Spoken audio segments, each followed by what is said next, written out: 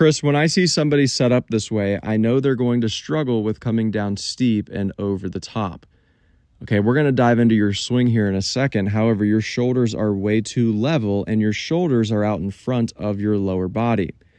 If I were to draw a line down your lead shoulder, there would be too much space here between your lead hip and that line.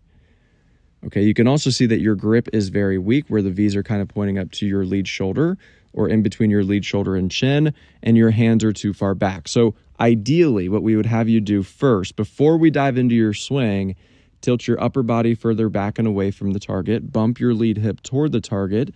I want 55% of your weight on your lead side, 45 on your trail side. Bump your hands toward the target as well to where they're covering the inner part of your lead thigh, and go grab a grip trainer to train the V's of your hands to point up to your trail shoulder instead of at your chin or your lead shoulder.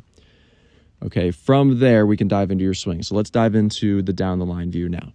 All right, Chris, so I have your down the line view here, and what you're going to notice is that as you take the club back, you're going to keep the club just up and outside of your hands. You're going to get into a pretty solid top position. Okay, now after we make some of these setup changes, especially the tilt away from the target in your upper body and bumping your lead hip toward the target, I foresee your lead arm matching shoulder plane just a little bit more, your hands slightly lower, and your hands over your heels. Okay, this is going to help you in transition. Right now in transition, you are going to have this tendency to spin out your lower body very quickly, which is going to keep you on top of the original plane. And the way that you're going to try to get the club back down onto the original plane very late is by extending and moving your head back, moving your hips in towards the ball. Okay, you're going to see that here in just a second. You're going to try to get the club back down onto the plane, but you're going to continue to spin, and you're going to throw this club head outside of your hands. So we have to focus on your setup position first.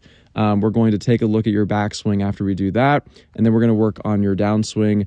We can put a duffel bag full of towels. We can put something in front of the bag and have you swivel it out to the right instead of swiveling the bag to the left.